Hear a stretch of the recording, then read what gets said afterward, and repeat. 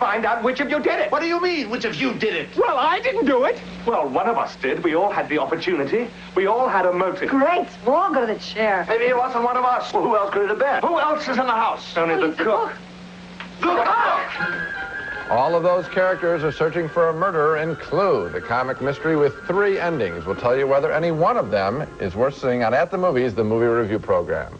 I'm Gene Siskel, film critic of the Chicago Tribune. And I'm Roger Ebert, film critic of the Chicago Sun-Times. And let's also talk about whether the beginning of Clue is worth seeing. Well, let's go all the way. Let's talk about the middle. Let's talk about the middle, too. In addition to Clue, we'll also be reviewing Ran, a movie by the great Japanese director Akira Kurosawa. It's inspired by King Lear. And we'll look at an unusual fantasy named Dreamchild about Alice in Wonderland. But first, Gene starts with a wonderful little surprise named The Trip to Bountiful. You call it wonderful? Says you. And says me. It's hard to describe the pleasure that a critic gets when you walk into a theater, sit down with no foreknowledge about the film you're about to see other than its title, and it turns out to be a winner. That's one of the most subtle and sustaining pleasures of moviegoing for critics and I think for the public too. And that's the experience I had with a sweet, superbly acted film called The Trip to Bountiful, based on a Horton Foote story. He also wrote Tender Mercies, the film that Robert Duvall won his Oscar for. The Trip to Bountiful is a small-town Texas period piece opening with a household where a meek husband and his enfeebled mother are both terrorized by his strong-willed wife. She's a terror, but her character is not overwritten or overplayed. And also pay particular attention to the mother in this scene, played by Geraldine Page, giving another extraordinary performance. How many times have I asked her never to look into my dresser drawers? I thought you wanted me to find the rest. I do not want you to go into my dresser drawers. I'd like a little privacy if you don't mind. Yes, ma'am. And don't you ever let me catch you looking in them again for anything. I can't stand people snooping in my dresser drawers. All right. Next time, we just try to kiss. You pick that recipe up, if you please. Pick it up yourself. I have no intention of picking that up. You pick that up. I won't. Mama. You will? Jesse May, for God's sake, you're both acting like children. It's 1:30 in the morning. You make her pick that up. I won't. You will. This is my house, and you'll do exactly as you're told. That's Carlin Glynn, so good as Jessie May. Eventually, the mother tries to escape her confining home life, taking a bus back to her hometown called Bountiful. Along the way, she meets a lonely wife, played by Rebecca De Mornay. Guess the Lord's just with me today. Oh. Wonder why the Lord's not with us every day. Sure would be nice if he was. Well, maybe then we wouldn't appreciate it so much on those days when he is with us. Or maybe he's with us always, and we just don't know it. And maybe I had to wait 20 years cooped up in the city before I could appreciate getting back here.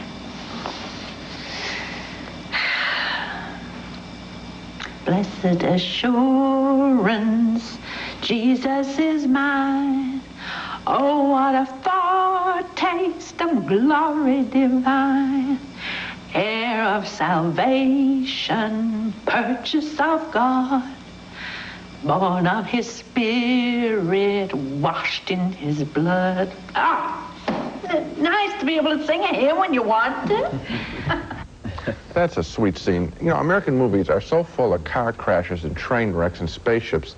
It's lovely to have a movie take the time to have somebody sing a hymn. And that's quite a departure, too, for Rebecca De Mornay. So sexy and risky business in The Slugger's Wife. She's going off in another direction, and that's exciting. As for Geraldine Page, she's a marvel. If she had overdone her part, she would have given us just another doddering old lady we're supposed to feel sorry for, and the movie wouldn't have meant anything. Instead, Page fills her character, as she so often has, with a core of steel. That's not a doddering old lady. That's a smart, tough old lady. And that makes her worth watching. And that makes her journey to Bountiful, or to her own version of Heaven on Earth, a journey worth taking. This is a fine film about everyday people, the very people that American movies so often ignore. I agree with you, Gene, and I think you're so right about Geraldine Page. The key mistake she would have made would have been to make the character somebody we're supposed to pity. We do not pity her. She is strong, she is determined, she's a little bit hard to get along with herself, in addition to her daughter-in-law. But clever. But clever, and she gets her way. Another interesting performance in the movie was John Hurd as that henpecked husband, because he so often in the movies has been a real aggressive, out-in-front kind of guy, and this time being laid back, being dominated like that. It's a very interesting performance there, too. It's hard to pull these performances off, and they all seem to be able to coordinate what they're doing so that it all works. Now, let me just give an overview of the whole film. Okay. This reminds me of Tender Mercies. Horton Foote is the common denominator. And what his films are concerned with, again, I repeat, so in contrast to what's being done in American movies. They're about kind people. You know how short supply kindness is in American movies, that you see it at all? Cleverness, but not kindness, and people with a spiritual quality to them. And that's fresh and exciting. The other thing I like about this movie and Tender Mercies, these are short stories. These are not high-tech movies where you take all of the machine parts off the shelf and plug them in. These are like short stories in that you introduce the characters and then things happen to them, and there's no way sitting there that you can be sure what's going to happen. You never know. That's right. Next at the movies, an old Japanese warlord tries to give away his title and yet still retain his power.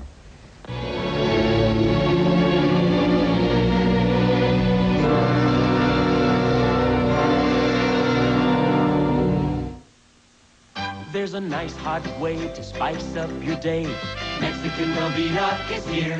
Make your enchiladas a little bit hotter With the peppery cheese blend of the year. Mexican Velveeta processed cheese spreads just right for giving a nacho a real macho bite. With Mexican Velveeta, you'll say, for peppers and cheese specially blended to please. There's no single cheese, hot or mild, like Mexican Velveeta. Do you know what this is? It's silica, the major component of sand and most scouring powders. It's harsh and scratchy. That's why you should clean with Creamy Liquid Soft Scrub. It's a liquid cleanser with milder abrasives. It cleans tough messes like a scouring powder, but doesn't scratch like one. And Soft Scrub doesn't feel gritty. So think about it. Scratchy scouring powder or Creamy Liquid Soft Scrub. Soft Scrub. It cleans like a scouring powder without the scratchy sand. Come on, everyone, it's time. Hello, I'm Orville Redenbacher. This is my favorite time of the year, when we Redenbachers get together to share the best of the season. Of course, we pop up plenty of my light and fluffy gourmet popping corn and my gourmet microwave popping corn. Ready? You'll say they're the season's best, or I'm not. Redenbacher. Great grandpa to you. May your holiday be the best there is. We're Beatrice. He's next. Stay there. Very nice. He's next. Evening wear. Very nice. Having no choice is no fun. That's why at Wendy's, every hamburger isn't dressed the same. Choose fresh tomatoes, fresh lettuce, fresh onions, cheese, bacon, and more. Choose fresh. Choose Wendy's. He's next. Swimwear. Our next movie represents the triumphant peak of the long career of Akira Kurosawa, the 75-year-old Japanese director whose credits read like a list of the world's great films. He made The Seven Samurai, Rashomon, Yojimbo, Akiru, and now, after a 10-year battle to find the backing, he has made his greatest epic ever and one of his very best films.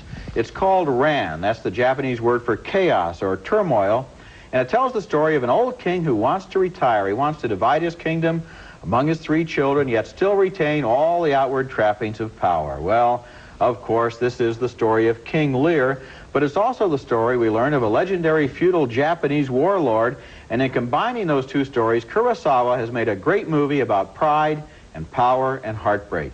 In this scene, his hero, the old king, contemplates suicide as his plans collapse around him.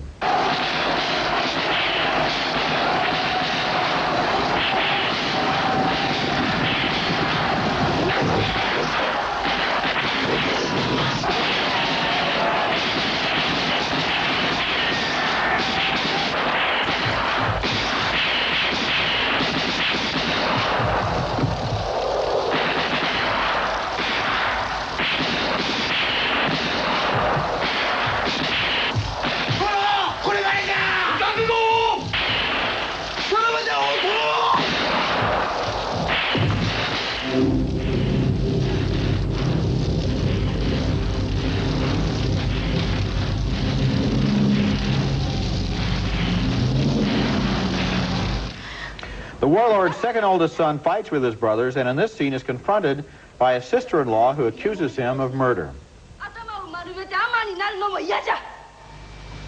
この一の城は父の城。そこを追われるのは嫌じゃ。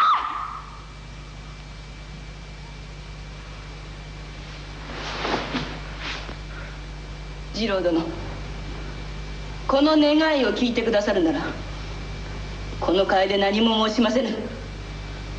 悪逆非道については誰にも申しませぬ。卑怯未練な言葉も口にはいたしませぬ。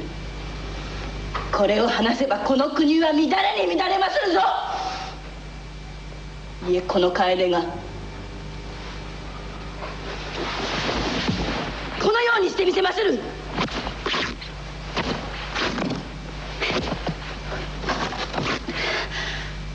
いかがじゃ、次郎殿。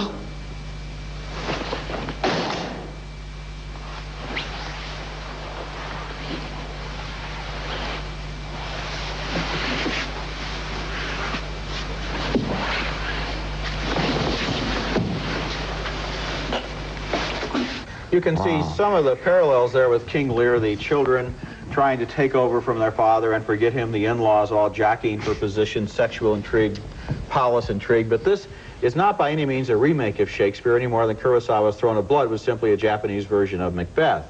He finds the same themes running through Shakespeare and through Japanese medieval legend, and he transforms them into a great epic of pride and greed and lust and self-realization.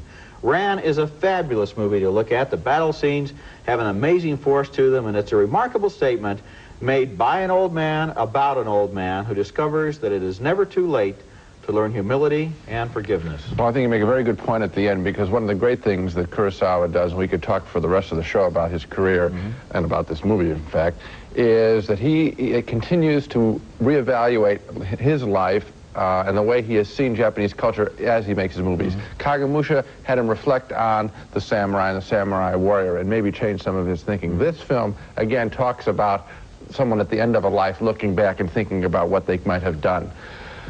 Look at the images. I just want to go to the images. There was a first cut, I don't know if you remember it, right at the beginning. They just showed the great warlord, just for like a brief second, the arrow shooting across him in this And he leaves it just for a second, and it startles us and conveys all the information. What a director to know that just that 1 second could do it. Then the woman ripping the sheets. I don't know, I mean, this is thrilling. I don't know if my skin's alive right now as I'm talking about it, and that's what he does with his movies. And that's what he does in shot after shot after shot. I think it's fascinating, Gene, that we know that Kurosawa is almost blind, and he has been for 10 years, so that these images are images that he draws first on paper. He did thousands of cartoons and drawings for this movie because he could see that. And then he talks with the cinematographer, and he tells him what he wants, and then he's able to see more or less what he's doing. And the images, because it's harder for him to see, he comes up with images that are impossible for us to forget. That's real nice. I want to say that when I see a lot of movies about palaces and kings and all this kind of stuff, I never believe it. This stuff I thought was real. Coming up next, a classic board game becomes a movie.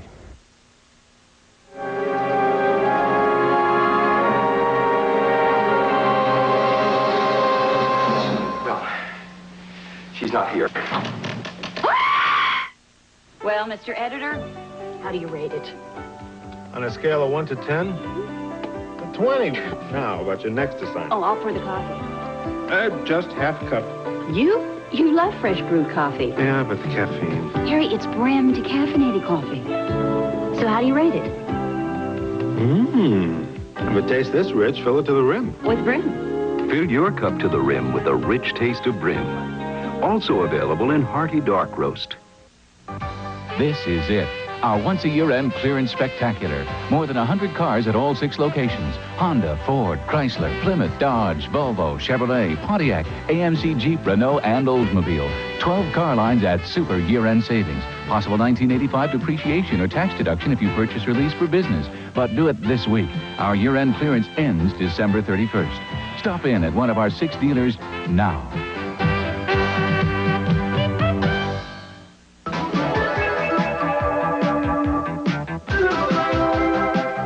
Easy pickings.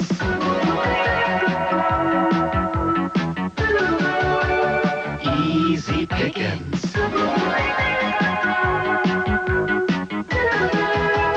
Easy pickings.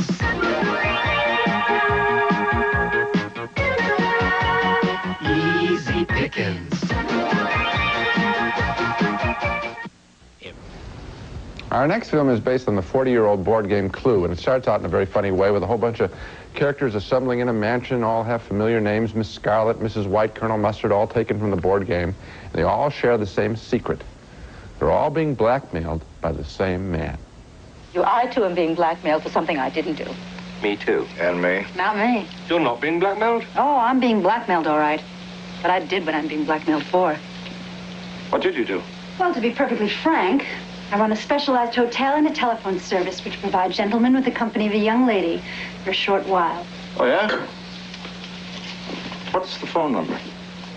So how did you know Colonel Mustard works in Washington? Is he one of your clients? Certainly not. I was asking Miss Scarlet. Well, you tell him it's not true. It's not true. Is that true? No, it's not true. Ha-ha, so it is true. A double negative. Double negative? You mean you have photographs? That sounds like a confession to me. In fact, the double negative has led to proof positive. I'm afraid you gave yourself away. Are you trying to make me look stupid in front of the other guests? Don't need any help from me, sir. That's right. Now, as long as the talented cast is cracking one-liners, Clue is kind of fun, but the verbal gags last for less than half the film. Why is that funny? I see. That's why he was lying on his back in his coffin. I didn't kill him. Then why are you paying the blackmailer? I don't want a scandal, do I? We had had a very humiliating public confrontation. He was deranged. He was lunatic. He didn't actually seem to like me very much. He had threatened to kill me in public. Why would he want to kill you in public? I think she meant he threatened in public to kill her. Oh. Was that his final word on the matter? Being killed is pretty final, wouldn't you say? And yet he was the one who died, not you, Mrs. White, not you. What did he do for a living? He was a scientist. Nuclear physics. What was he like? He was always a rather stupidly optimistic man. I mean, I'm afraid it came as a great shock to him when he died, but he was found dead at home. His head had been cut off, and so had his, you know. I had been out all evening at the movies. Do you miss him? Well, it's a matter of life after death. Now that he's dead, I have a life. There's some pretty funny gags there, and that one about the crossing of the legs, that is a classic. Now, after those gags early in the film, there's a murder. And that's where the movie falls apart, as all the characters begin running around the mansion as if they were mice in a maze. And then there's the matter of the film's ending. It has been well advertised by Paramount Pictures that 3 different endings, lasting about 3 minutes apiece, were filmed for this movie, revealing 3 different murderers. Well, think about it. If we know that walking into the movie, then we really can't get too excited about guessing who done it, because, think about it, literally anybody could have done it, and anybody did do it. 3 different people did do it. And that cuts the heart out of the tension of a mystery. Now, either Paramount should have showed all 3 endings, as they did to critics, or, better yet, simply strengthen the script and pick the best murder ending of all. I think it would have been better just to do all 3 endings, because since you're right, it doesn't matter who did it, then why do we only get one person who did it? I thought it was kind of clever that the same facts fit 3 different guilty parties, and so it would be fun to see all 3. I'll bet that's what they do with a video cassette. They're going to have to throw all 3 endings in. What are you going to do, buy 3 cassettes? No. In order to find out, when he didn't care in the first place, who did it? I will say this. I've seen all 3 endings. The critics got to do that. The public didn't. And the theaters are marked A, B, and C where they're playing. Now, Paramount doesn't want me to do this, but... Okay, so let's both of us... do it at once. Okay. The best ending, I think the funniest ending is A. I agree. What's the best? So go to a theater if you go at all, and I don't know whether you should go at all, and to an A theater. Stay away from the worst, which is... C. Right. Hey, you're smart. To make it even easier, probably be best if you didn't go to this movie at all. Next at the movies, the story of what happened to Alice after she left Wonderland and grew up in the real world. So you think you've changed, do you? I'm afraid I am changed. I can't remember things.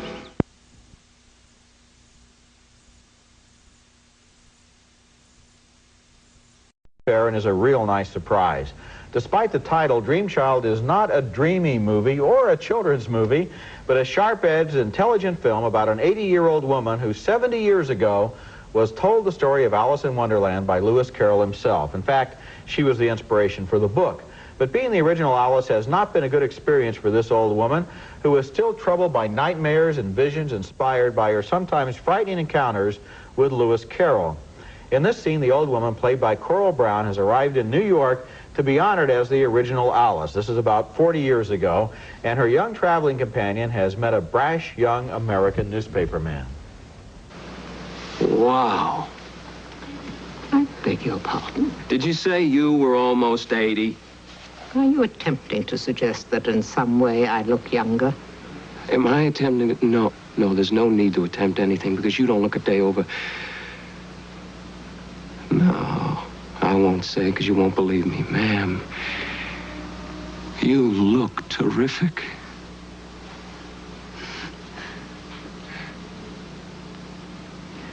What a fraudulent young man you are.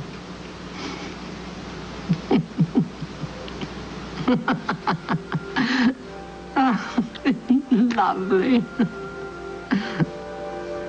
That's it. When you clapped your hands like that, I could see right back across the years. I could see why this Lewis Carroll fella, or whatever his real name was, fell head over heels and... What did he call you? Oh, a dream child. I think Oh, dear. Mrs. Hargreaves. Lucy. Those two young people are going to fall in love, and the old woman will have trouble accepting it, maybe because of her own troubling girlhood experiences with the clergyman who wrote Alice in Wonderland. This is a flashback. Oh, Mama, don't talk about going home yet. Don't say don't. Yeah, me, no. We haven't had our tea and cakes yet. Very nice cakes, too. Though I do think we ought to find a nice hayrick with some shade soon. Very soon.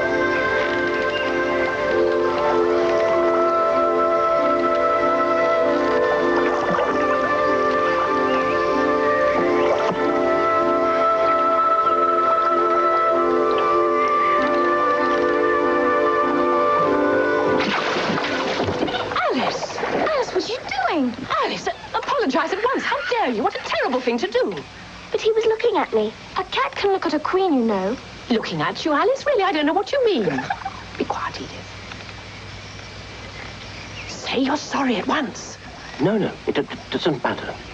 That timid little man in the white straw hat is Ian Holm, playing the Reverend Charles Dodson, who wrote under the name of Lewis Carroll. And what Dreamchild suggests ever so subtly is that he was a disturbed man whose obsessive fantasies about young Alice were the real inspiration for Alice in Wonderland. He wrote a great children's book, but he left behind a very disturbed little girl who has to wait until she's 80 years old to free herself from the grip of his obsessions. Dreamchild is an intelligent and thoughtful movie, and a good-looking one, too, as it places this old lady right square in the middle of the rough-and-tumble world of New York newspaper wars. Well, it's an adventure film about what's going to happen to this old lady. Yeah. It tells one story very well, and it also has us absolutely riveted now in rethinking Alice in Wonderland and the terrors that are on there in that book and the joys of it. It made me, the test for me, always of a book, either about a writer or based on a book, is whether I want to read the writer's writings or read the book. And you know what I plan to do real soon? Go back and read Alice in Wonderland. I have to, after seeing Probably this the film. most poignant scene and also the most troubling scene in the whole movie is when he writes the book. It's inspired by her, and he gives her the first copy. I know. And she doesn't have time to read it. She wants to go out and play with her friends, and he's saying, but I wrote this book about you. And she's worried about her friends. She can hear their voices coming in through the window. It captures everything. This is one of the most unusual films. I would like to also, there's another thing I'd like to do. I'd like to know why the director directed this film, because it really comes from, I don't know of anything to compare it with, actually. Remarkable little film. Now let's recap our reactions to the movies on this show. Both Roger and I greatly admire The Trip to Bountiful, featuring an Oscar-caliber performance by Geraldine Page. 2 thumbs up. We also are in agreement that Akira Kurosawa's Ran is one of the great films of this or any other year. And we agree that Clue needed 3 better middles rather than 3 different endings. 2 thumbs down for that. And gee, can't we disagree about anything? 2 thumbs up for the strange but special Dreamchild. So you have 3 movies, Ran, a great movie for any season. Then we have 2 real nice discoveries, Trip to Bountiful and Dreamchild, at this Christmas time. That's I would not miss Ran, and I would not wait for Ran to come out on video cassette. Ran is the kind of movie that is made for big screen and sit close to the screen. Okay. If it's a small screen. Shall we have you come around everybody's theater and mark out seats that would be appropriate? For Ran, yes. Good, okay. That's it for this week. Next week, our annual review of the best movies of 1985. As Gene and I will both have our own lists of the year's 10 best, and we'll also remember some of the great moments in a year of movie-going. That's next week, and until then, we'll see you at the movies.